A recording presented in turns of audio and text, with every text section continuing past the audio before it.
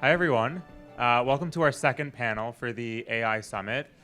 Today, we're going to be discussing Jewish education and how it ought to adapt to all the promise and potential that AI brings.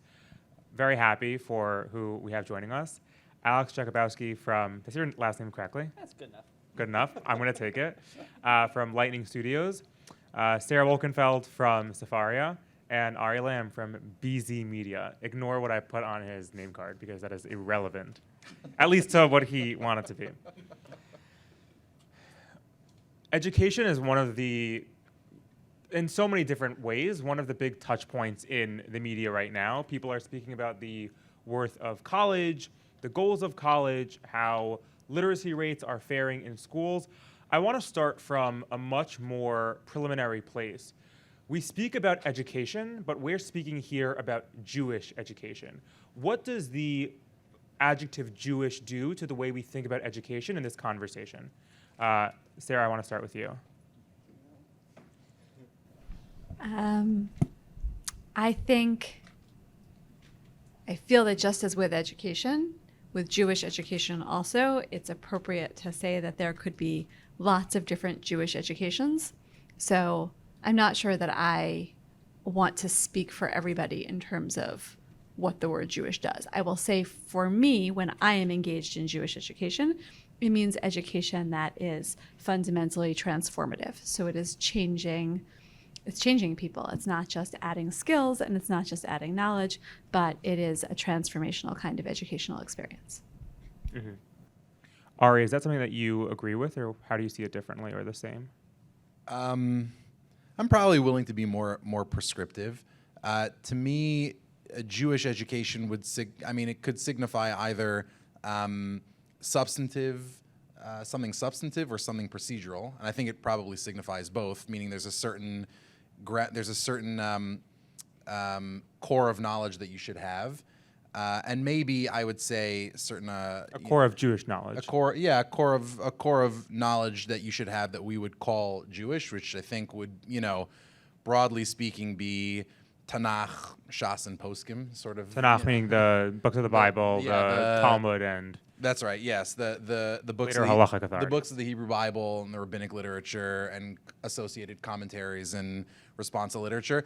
That said, if you don't know all of those things, which describes most people, you still, I think, would qualify as Jewishly educated. But there would be gradations in terms of how serious to take somebody, depending on where you are in that journey.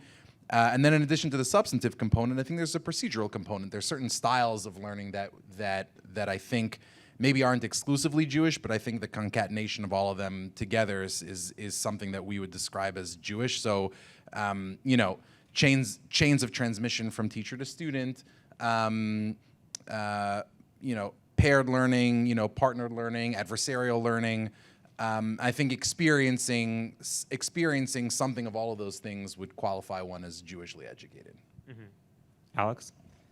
Yeah, I'm not sure how much I would agree that you have to have a certain body of knowledge, but I think there's an idea that there's a shared body of knowledge, and that whenever we're talking about Jewish education, there's always this nod to the past while being didactic and thinking about the future. It's never just learn the past just because of the past. It's the past is learned and it's sacred to us because it also informs our future. And so there's this great sense that anytime you're adding Jewish to education, you're always looking for some it's not just a means to an end, but there is something special about learning because it also connects us to what happened before. So as a wannabe intellectual, I definitely feel comfortable saying that I think when we speak about Jewish education, we sometimes are oscillating between two different spaces. One is the more abstract intellectual as knowing this core of knowledge, how involved one is with Talmud or knowing certain things in the Bible. And there's also like third graders in, a Jewish day school or in a Hebrew school or something to that effect. And I'm curious descriptively how you feel or how you think or view the goals that you spoke about of Jewish education, how those align. And again, we're speaking in broad swaths. We're not acknowledging the differences and the different struggles in every different Jewish community, location-wise, aside from denominationally and historically, how long it's taken for it to get to this place. How do Jewish schools match up to what you see as Jewish education or its goal? I'll let whoever takes it want to go first. All right, I'll jump in. I would imagine that my two fellow panelists who are smarter than I am would have better and wiser things to say about that specifically. But if I may, and if it's helpful, I'd contextualize it by saying that I feel like I'm being set up to answer, no, they don't conform to this at all, and all the schools are bad, and we should improve them in various and such ways. But I will say is I'm the kind of person who spends the large majority of my time during the week around people who are outside of our community and outside of our faith tradition. And one thing that I often tell people in the Jewish community, particularly like if you're in a community that is a self-consciously Jewish community, is you have like no idea how good we have it. You just have no idea how good we have it. In what sense? In the sense that if you're sending your kid to a yeshiva day school, I understand that there are affordability questions, and I understand that there are all sorts of questions about materialism and so on and so forth. But connecting your child to thousands of years of tradition, even if you do it imperfectly or very, very imperfectly, and in plugging your children into that tradition, plugging them into a community of people who very viscerally care about them, is something that is almost like not just unimaginable, like that would be unintelligible for so many people. It would seem so far beyond something you could aspire to in so much of the country. And there's an easy kind of thought experiment you could run to think about it. Like, just ask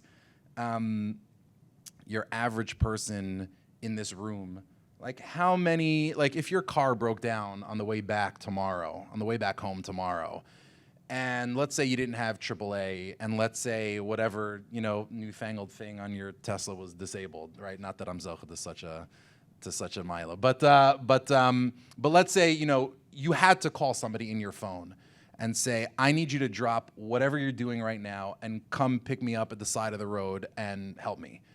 I mean, people in this room probably have how many people in your phone who would do that?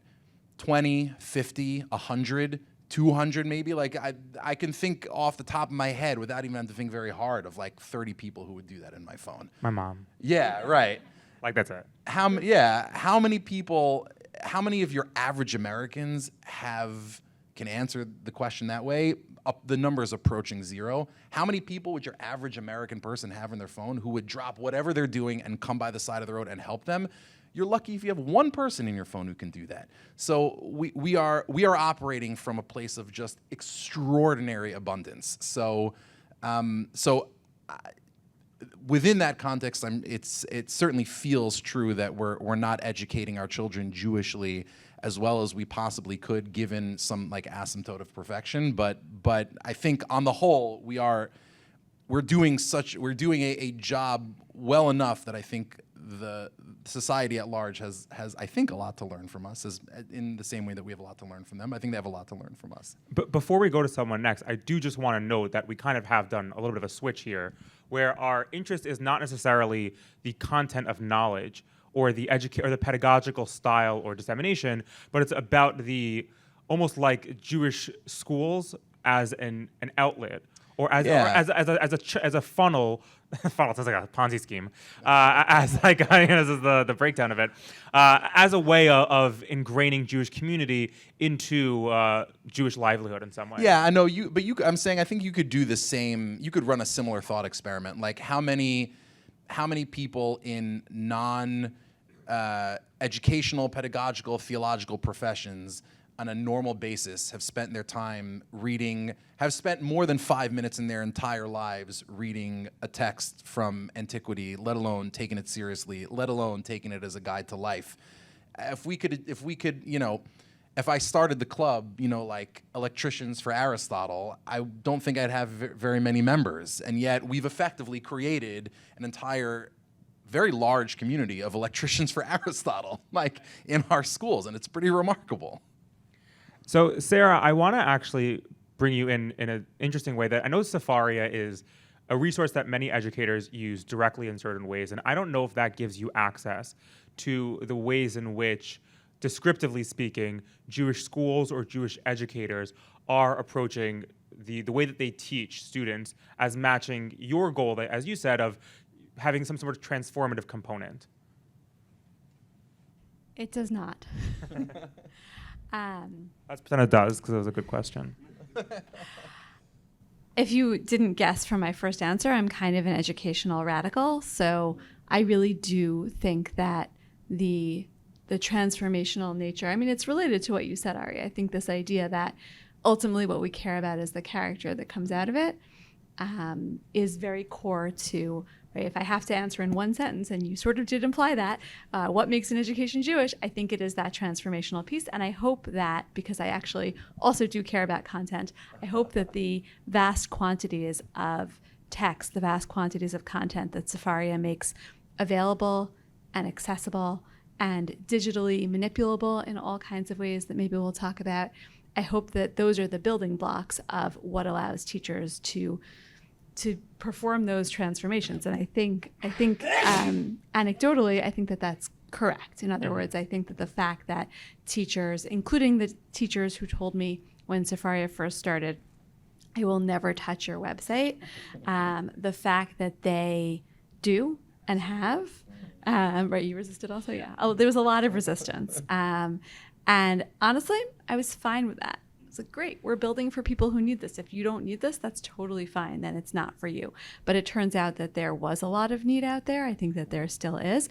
And so I have to believe that the texts that we're making available are the building blocks for that transformational experience. So I do have to, I mean, I don't know if it's interjecting because I, hold all the power, but I do think that we're kind of speaking in two different pools, because there is a point of Jewish education in the beginning where it is about the knowledge. Like the first grader needs to understand the Hebrew alphabet before they can then read verses. And the transformational piece, at least from my perspective, and please correct me if any of you view it differently, really seems to come later in life, where then makes me question, is the goal of Jewish education really shifting? Alex, you seem to be. Yeah, so I seem to have I guess the ruffled reason your I have feathers. strong feelings about it, my wife runs a series of early childhood facilities, and I get to see. I have a 15-month-old daughter, 16-month-old daughter, and I get to see a lot of what she learns. And the Aleph Beis are in the room, and there's all those things. But that is not the focus of the education then, and it's certainly not the focus in the first 4 to 5 years. Right, the first 4 to 5 years is all about that character education.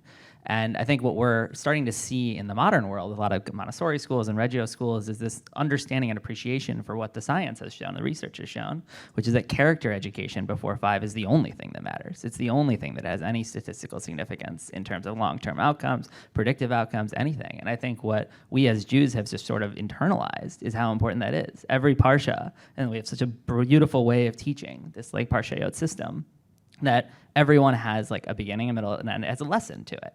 And we get to transmit this ancient wisdom, this connection to these deep texts in a way that no other kindergartner in the world gets. It just doesn't happen. And so even if you're telling them like Aesop's fables or like little things, they don't feel any really direct connection to it. They don't feel any long-standing connection to it. And nothing happens with it after they learn it that first time. And that's such a difference in Jewish education, is that throughout your life, the same thing you learned when you were 4, you revisit when you're 40, you revisit when you're 70, and you see it in a different light. And that tethering to connection, that tethering to the same text, is one, what unites a lot of us together, but two, it creates that paradigm you kind of constantly evaluate throughout your whole life, and it allows you to shape your moral character from when you're 2 all the way through the rest of your life in a way that we really just don't see, certainly in public education.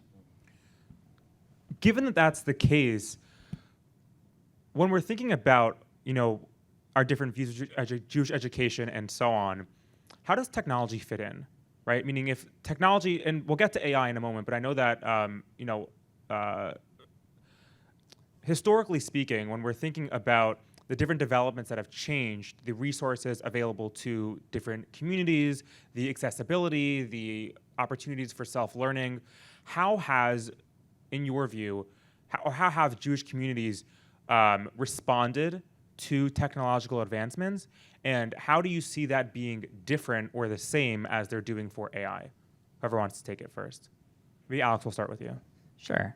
Well, I have lots of feelings about how Jewish schools have poorly handled some of the technological developments that have come, but I'm not sure that many of those same criticisms couldn't just be leveraged at any school, right? The lack of sort of attention to space retrieval practice and things like that that are just inhumanly difficult for one teacher to do. So I understand why it's been challenging to adopt some of these new things we learn. But I do think that Jews, whenever we do adopt a new technology, there's always this sense that we're doing it in order to do the thing we were already connected to, that character education, better. So when we connect with Sefaria, it's because, oh, great, that's a more accessible place than carrying a whole bookshelf of text into a room, right? And so it's not that we're totally throwing the baby out with the bathwater. And I think the worst example you see of this in public education and other educational systems is learning styles, this concept that everyone has their own learning style. And the truth is the research just does not back that up, and it hasn't for 30, 40 years. And yet we still see it over and over and over again in schools, and people try to apply technology and say, that's what we're missing, these different learning styles. What we're just missing is the tech to deliver it. And it's just not true. But I don't think Judaism tries to chase fads like that, right? It's maybe sometimes a little slower to adopt technology, but when it does adopt technology, it does it like they've adopted Sefaria, right? People become from reticent to super user in a way that's totally different, I think, than you see in public education. So Ari, would you say, to put you on the spot, would you say that you view AI as happening in the same way as that kind of development? Meaning, in general, how do I Like how do I regard AI in the context of AI in the education? context of Jewish educational systems and programs in schools? Yeah, I think what AI does is not anything, I guess, particularly new in the sense that Judaism, as I understand it, which is imperfectly, but as I understand it, it's always been like a deeply entrepreneurial phenomenon, right? Like monotheism has the strongest moat of any technology that's ever been invented. What do you mean by that? There's only one God, and if you if you want to buy into the system, there can't be any other competitors, right? So like you're either using this product or you're not. Right? It's a pretty strong. So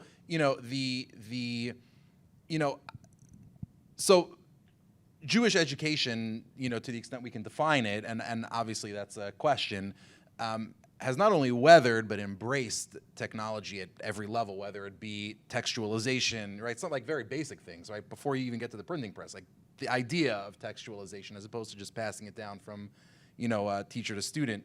And yet, I think also what AI does at the same time is it really, more than any other technology I could think of, sharpens a very deep question in the context of Jewish education, which is by making one variable in Jewish education almost like infinitely abundant, it highlights what the actual bottlenecks are in Jewish education. So what I mean by that is, I think when the first iteration of ChatGPT came out, the first thing everybody in the Jewish community did was like, see if it could make a Dvar Torah for Shabbos, right? See if it could kind of give you like a little bit of biblical wisdom to share around your Sabbath table. And what we all saw very quickly was like, oh, it's really not good at that, and it says a bunch of stupid things. And so we're like, all right, it's not going to compete with us. Like, we're totally fine. All of our, our most august rabbinic personalities are going to stay on the same, are going to stay with the same level of competitive advantage they've always had. I think what we've seen is, at this point, between LLMs, between RAGs, between various technologies that can just retrieve information perfectly at an unbelievable capacity, it really seems to me like only a matter of time where you won't have a single human being in the Jewish world, however blessed they are, with intellectual prowess, that will be able to compete with the sheer amount of knowledge that an AI can have about our tradition. And so, to me, you can look at that as a challenge, and at the same time, you can also look at it as an amazing opportunity, because what it does is it really forces us to say, okay, so if knowledge is not the most important criterion by which you can measure the manner in which an ensouled creature relates to the traditions of Judaism, right? Because there'll always be a computer that's smarter than Rav Shechter, right? So, a very wise teacher at Yeshiva University. At the same time, what it does say is, okay, so then what are the scarcities, right? And the scarcity, it seems to me, is character, and righteousness and virtue. And what it means is that I think increasingly what you will see as AI gets better and better and better is that having role models who are deeply righteous and who exemplify what it means to be a good and virtuous servant of God will become exponentially more important. And Jewish education will have to start really selecting not just for intellectual prowess, but for goodness. I don't know. It all sounds really peachy when you listen to this panel. Sarah, is there anything that scares you when you think about AI entering the space of Jewish education? I think I'm still more scared of the humans than I am of the machines. Maybe I just don't have as much exposure. But I think the thing that scares me directly relates to your previous question about the relationship between Jews and technology, which I think was probably a great relationship for a really long time, which is to say that we adopted some technologies and we adapted some technologies and we also resisted some technologies. So, you said about the Aristotle Club, right? So also we read from scrolls on Shabbat morning, just not only on Shabbat morning, but right, we read from scrolls. Go out and ask your neighbors how many of them have seen a scroll, not in the museum. So I think we've had a very rich relationship with technology, and I think that's something that happened around the time that technology became a word and a concept, which is to say in modern times, and especially, let's say, the last 100 or so years, something that happened is that in many cases, the Jewish community, and especially the Jewish educational community, has set itself up in opposition to technology, so that I can speak to groups of educators who will say things to me like, I don't use technology in the classroom. And I say, wow, that must be really hard, because that means you have no books and no whiteboards. Forget about the smart boards, right? Like, that must be really rough for you. So I think that the thing that I am scared about is really that we're not doing a good enough job adapting to these technologies, that we're not doing a good enough job talking about these technologies, teaching about these technologies. What would a good enough job adapting to these technologies look like? Well, I think as a start, we have seen, like, I'll start from like where, let's say, yeshiva day schools are. So I am not an expert on yeshiva day schools compared to many people in this room, but I'm a yeshiva day school parent. So I will say that the single biggest, let's call it, advance in technological education in the day school world in the last several years has been, anyone want to guess? It's the cell phone ban. That is the sole communication that I have had regarding technology from my children's schools in the last several years. It was the cell phone ban. So that is great. I already knew you could ban cell phones because also my family doesn't use cell phones on Shabbat. So like, I knew that was possible. I did not, fall over in awe because this was made possible. I'm a fan. I think it's great. We could talk about why I think, it's probably a good thing.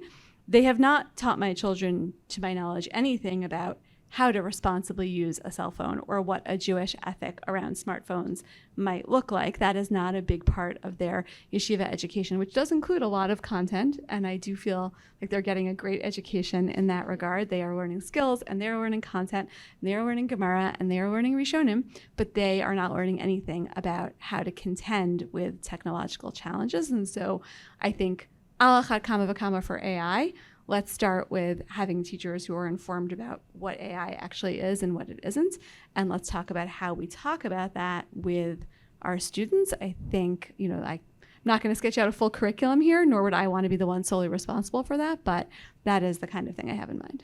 So Alex, when I was in school, we had computer class, and like the computers were the class, like that was the subject. Sit here. Are we, what are we talking about? Are we saying that there's going to hopefully be or that we're hoping for in the curriculum, there will be a class called AI, or that AI will be something that is used by the students, AI will be used in preparing the curriculum? Like, I know that a lot of your work is kind of dealing with this in a practical sense. Could bring Mavis Beacon out of retirement. I love Mavis Beacon typing. That's like just a game. It's an amazing thing. We can learn so much about like just video games about how to transmit new technologies. But I suppose this makes me think a little bit of a story, and I'm not sure this is 100% verified. It's Dr. Yochanan Petrovsky-Stern at Northwestern came up with this theory and has kind of tried to popularize it. But why, for example, do the ancient Jewish commentators never talk about Aristotle or Plato? Right? They were contemporaries of his. And yet Maimonides does, right? And later Jewish commentators do. What changed in that period? Like, it's the same philosophy, same comment, different thing. The only thing that really changed substantively is that it was translated into Arabic. And when it was translated into Arabic, every name of every deity went from Hera and all these others to Allah. And it became passable in the Jewish community to use it. So the Gedolim of the community started commenting on it because they said, look, it's monotheistic. We can comment on this. Wow, this is brilliant. Let me actually take this philosophy and deconstruct it. And what it took was the leaders of the community, with one small adaptation, were able to take a technology, in theory, you would call philosophy a technology, and totally transmit it in a totally different way through Jewish values, right? And I think about that with AI as well, that all it takes is a little tweak in terms of how we think about something, just the smallest shift sometimes, and the Gedolim and really leaders in the community, whatever segment of the community you come from, going out and saying, no, it's important that we don't just let this technology pass us by, but that we help shape it, and we help make it a part of our lives in the future. And so that education looks a little bit like just using it every day, just making it a part of how you're adapting with it. What would that look like in an educational sense, to use AI? I think we're still learning. I think that having a single answer would be very hubristic at this stage. But you do see some models starting to emerge around the country. You see like Alpha School in Austin, right, where they have 2 hours a day that's unbelievably and dynamically personal. It uses memory algorithms. It uses all this cutting edge, brain science and learning science. And then they have different things they get to work on the rest of the day. And you can see that's being adapted in a Jewish context, where some of the English studies and some of the things that are less character-based. I'm not familiar with Alpha School. Can you explain what that is? Yeah, so it's a AI forward school. It's a sort of new model for education where the students are generally in classrooms for about 2 hours a day, but they're not in like a classroom instruction traditionally. They learn with an AI tutor that basically learns with them for those 2 hours, and then they work on projects and in groups for the rest of the day on something that they're more interested in. And so they have mentors and they have industry field leaders that come in, and the educators are there basically to help shepherd them on their journey and make sure, obviously, they stay accountable to that 2 hours a day of learning. And there's a lot of selection bias, and there's a lot of other issues with the data around what's happening, but you are seeing that they're not falling apart. These kids are actually thriving.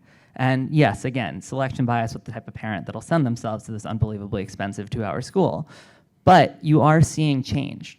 You're seeing these kids unbelievably motivated. Another model that I see work really well, there's an online school called the Socratic Experience. It's Michael Strong. He's been an innovator in the education space for many years in this alternative education movement. And they take kids of all ages, and they use only the Socratic method to teach them all day. And they see that these students are way outperforming their peers and usually are coming actually to that school from troubled backgrounds. They didn't do well in their prior schools.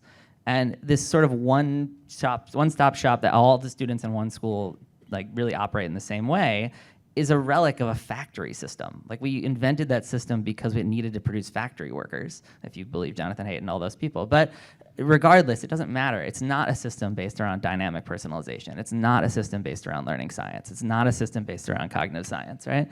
We can do better. And I think AI gives us the opportunity to do better in a way that it's just it's totally impossible for one teacher to teach that way to 40 kids. It's very easy for AI to do so. And so what becomes the role of the teacher? Character, moral character, commitment, like really showing someone that it's worth it. It's worth the desirable difficulty. It's worth doing things that are hard. Only a human can convince you of that truly and make it stick. But only an AI can actually do it. So if we reached a place where, Sarah, your kids are going to 2 hours a day of AI school, like, I don't know if this is, I was talking to Julie about this during lunch. I don't know if I'm like a 25-year-old geezer, but like my heart started racing when you were talking about that, and I'm like, that terrifies me. Is that a goal that we're looking for? Is there something in the Jewish educational tradition about how learning ought to be and how education ought to develop? I mean, one of the classical methods of Talmudic learning is this idea of learning in partnership with one another, of having a chavruta, of a one-on-one back and forth appeal pool. Is there something larger in how Jewish education develops that might be lost with AI? Sarah, Ari. All right. I think to pick up off of Alex's point, I think the easy mistake that you can see our society potentially making just because it represents the lowest hanging fruit in terms of integrating AI into education is to go after AI tutors. And I will say some of the smartest, most conscientious and interesting people that I either know in person or at least follow them and read their writings intimately enough to feel like I know them as people are using AI tutors for their kids, and they're reporting stupendous results. But I would say the Psalms were very wise when they sort of said, to paraphrase, copper wire doesn't have eyes to see and lithium doesn't have ears to hear. And at the end of the day, I think it's a category error to conceive of AI as a tutor, because AI is not, and notwithstanding how interesting the question may be to explore, AI is not and never will be a person. AI does not have and never will have consciousness, or at least aware, or at least kind of, I'll say consciousness. I don't think we have any. I think from a neuroscientific perspective, we are actually never going to solve the problem of consciousness, not because it's some sort of mystery, just because I think it's a limitation in the field. I don't think we'll get any closer with AI. AI does not and never will have a soul. And as a consequence, AI is a tool. It's a very, very unbelievably powerful tool. I think a tool with tremendous advantages should we find a way to embrace them. I'm extremely bullish on it. I think we should regulate it less than we seem like we're going to. I think it's fantastic. I do think it's fantastic. And at the same time, conceiving of it as a tutor is sort of putting it in a position of authority that I think just represents what we would classically refer to as idolatry. And Judaism has very strong feelings about idolatry.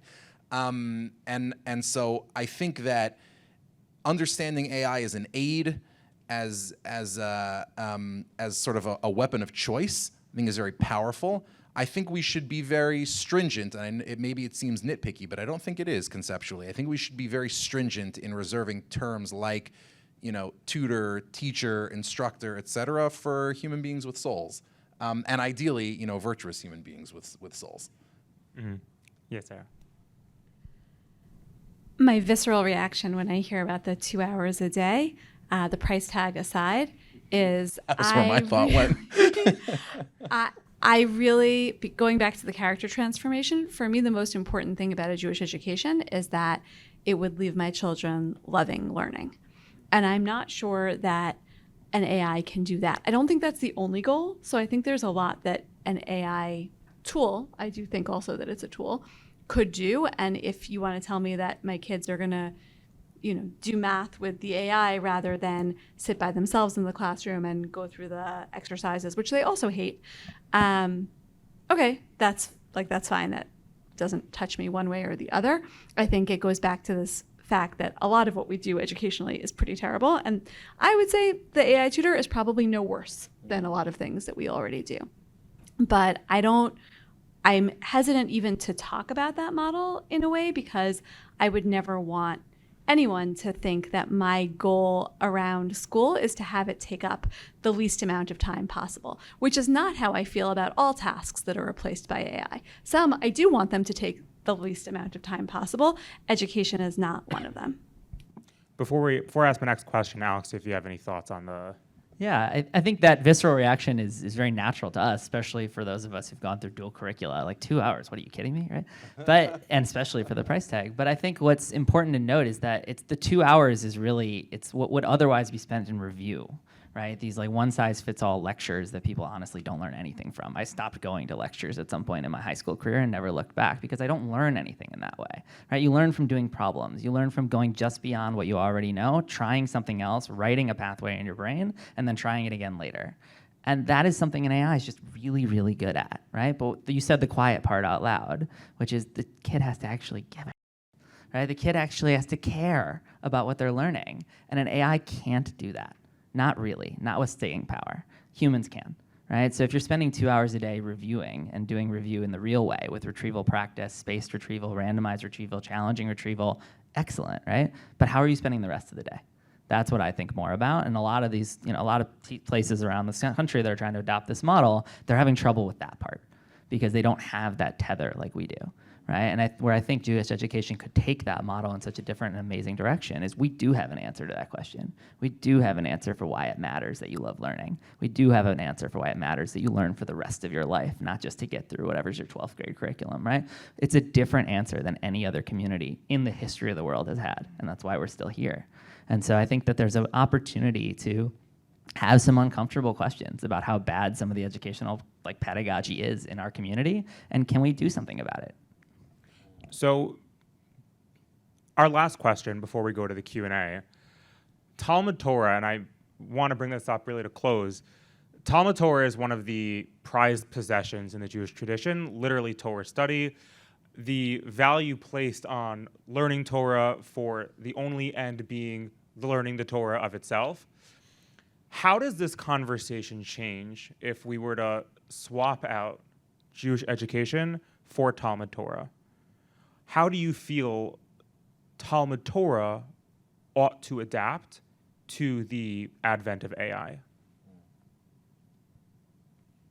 Everybody looking at me when we're going to change things, right? Funny enough, my instinctual reaction, the visceral reaction was like, it really shouldn't, right? It may be augmented. The way I think about the Talmud Torah, especially the Chavruta model, like that to me, the partnership learning one-on-one. Yeah, to me, that partnership learning is the point, right? You're developing a relationship around that tether to the text. And that is so unique. No one really learns that way anymore. And I don't want to get rid of that. In fact, I want more of that. I want less of the rote instruction from an instructor and more of just one-on-one getting into the material, reviewing it in advance, challenging each other, pushing each other. That's something we have to give to the world, not take away. And I think what AI can do is give those moments some extra oomph, right? I don't remember everything. I'm not that excellent at scriptural recall. I'm good at other recall, but not good at that recall. I would love to have an AI system that says, oh wait, I feel like I remember this one passage. Can you help me remember that? But it's as a tool. It's over here. It doesn't answer every question I ask. It doesn't answer me every time. If I push the button, it'll give me the context, and then we can go back to our partnership learning. That's the way I see that being augmented. And in fact, I would never get rid of the Talmud Torah. I want to strengthen that in particular. I know I've said this to some people in this space, so forgive me for repeating myself, but when I started at Sefaria, which was 12 years ago, the vision was around opening up access to people who had not previously had access. And I was a person with a lot of access, but that was an incredible fluke of history that I had all that access to Jewish texts, because I did grow up as a woman in an Orthodox community. And so I knew by the time I was hired by Sefaria that many of my contemporaries had not had that kind of access. And it's kind of a funny thing that now, 12 years later, when people talk about AI, one of the things that they talk about is access. And all of a sudden that word is everywhere. And I think that is fundamentally, I am a case study in how access is transformational when it comes to Talmud Torah. So that's the most important thing, I think, all the other things you guys said about AI, also true.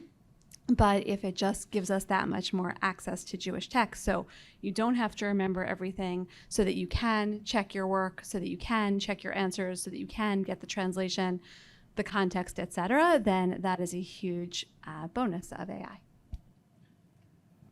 I think it's funny. You can phrase that kind of question in a way where it is just the Talmudic story about the deal that King Solomon gets, right? So, based on the biblical text, but augmented, right? Where King Solomon is offered by God, you can have infinite wisdom. Would there's a longer setup but the spoiler alert for those who haven't read the story. The deal basically is, King Solomon, you get infinite wisdom. You want that? And the answer is, of course. Who wouldn't take access to just infinity knowledge? And smash cut from there to you have designer Asherah trees being imported into the royal palace in the city of David. And you sort of ask yourself, okay, well, how did we get from point A to point B? How did we get from infinite access to, incontrovertibly Jewish knowledge, as well as lots of other things? But, how do you get infinite access to Torah and then end up with a bunch of Baal worshipers in the house? And I think what that says to me is that's kind of the deal we're being offered now, right? Whether it's literally today or it's a year from now or 5 years from now, we will be at a point where the deal on the table is your children can have access to unlimited Torah knowledge. And by the way, I tried this the other day. Like, I uploaded every single edition of, a very popular Torah publication to a rag. I had it analyze it, and like, it's perfect recall. Like, it is absolutely perfect recall. You can get it to summarize it perfectly, and then you can run it through an LLM, and you can have it analyze it. Like, we are at the point now where you have access to just infinite Torah knowledge. So if you could have that, first of all, what would you do with that tool? And second of all, what would you need in order to make sure that you're using that tool in a way where you don't end up with the designer Asheritries? And I think, my off-the-cuff,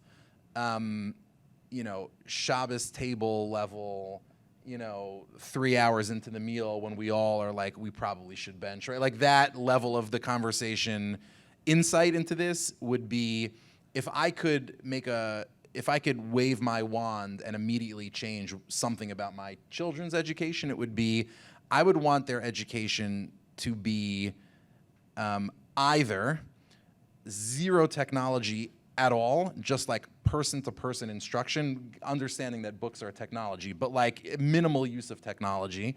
I would want a heavy emphasis on person-to-person instruction. I would want no written assignments, like everything should be done orally. Build like actual personal skills, and the other half of the time, you should be forced to use AI. You should have to use AI in order to solve problems, and you actually should be compelled to think, compelled to realize that you've been granted a superpower. You should be compelled to acknowledge that you are living as like a Marvel character basically right now. And so that would be my sense of AI education. Okay, amazing. Thank you guys so much for answering these questions. We're going to take it to Q&A before we close up this session. Any questions from the audience? If I can borrow your microphone. Yes, sir. We'll have some sharing up here. Yeah, I wanted to ask a bit about like what innovative approaches you're more amenable to, more for Ari and Sarah, just because I felt like you guys were relatively dismissive of what Alex was saying. And I followed the I didn't mean to give that impression. I think what they're doing is rad. Okay, well, I followed the Alpha School things. I mean, one thing I should mention is, and Alex, maybe you know better, you can correct me if I'm wrong, but I actually think they're a very comparable price, if not cheaper, than a lot of day schools. So that should be noted. Also, in terms of... Yeah. Also, in terms of if there's some distinction in your head, especially in dual curricula between Talmud Torah and secular subjects, and like maybe, and this could apply as well to when there's conversations around secular subjects in Haredi education, of using the AI tutors, because like it's a condensed time frame, and someone like they can see in like 20-25 minute chunks you can make incredible progress. And then if you want to maintain the Chevruta, more traditional style for Talmud Torah, like you could still use the AI tutors for the secular subjects, or like just I guess what's the model of innovation, because I at least got the impression of right now things are going really well, and so let's keep going. Maybe that wasn't your intention. You can correct me if I'm wrong. Well, I feel like I guess the question is what you heard from this panel. I think the impression I would want people to come away with would be Jewish education is doing a pretty spectacular job right now comparatively. AI is an extraordinarily powerful tool that should be integrated into schools and beyond schools. I mean, it should be integrated into Jewish education much, much, much more broadly. And there are lots of different ways that could potentially happen, and that we should be very intentional and conscientious in the hierarchical positions in which we put AI within the context of education. So we shouldn't think of it as an authority ever, and we shouldn't think of it as a source of moral judgment or moral instruction, because it never could or would be. But on the whole, like, I'm super hopeful. I think that we're living in an unbelievable time. I'm basically with Rivka on this. I'm not really interested in telling Jewish day schools per se what they should and shouldn't do. Like if my kid's school says they're moving to the Alpha School model, so like, okay, I'll go to the parent information session about that. Just like I go to all the other ones, like the one that's tonight. I think I definitely have an interest in the both the love of learning. Like I have an interest in the outcomes, right? So I want my kids to come out with a love of learning. I want Jewish education to be transformational. And I do think that there should be something on the curriculum about the ethics of using AI. And in terms of like how the day is structured and what specific tools that looks like, I really am very comfortable leaving that to the experts. And in terms of my professional role, I'm happy that Sefaria is providing the digital building blocks for the ways that that educators and students decide that they want to use this. If I could follow up for that exactly where Sarah left off, and building off of some of the questions that Rivka raised, I'm curious if you've learned anything in particular from your work at Sefaria of an idea or a hope that you wanted technology to be used within the schools. You had developed something in the hopes that would be adopted in a certain way, and the failure took place like on the level of like adoption. Schools, teachers were not interested. Did you learn anything about what it makes for successful integration of technology from your end in terms of the ideation and then bring it into the schools, and why sometimes it falls flat? I learned that I am not well positioned to tell teachers how to teach. And really, we did kind of learn that the hard way. So very early on, we did have theories of how Sefaria might be used in the classroom. I still have theories. I'm happy to share those theories when people are interested. But it's really different when you're faced with a captive audience every single day in and day out. And ultimately, it was clear to me that we weren't in a position to dictate to teachers how they should teach. And so was that a failure or was that us evolving?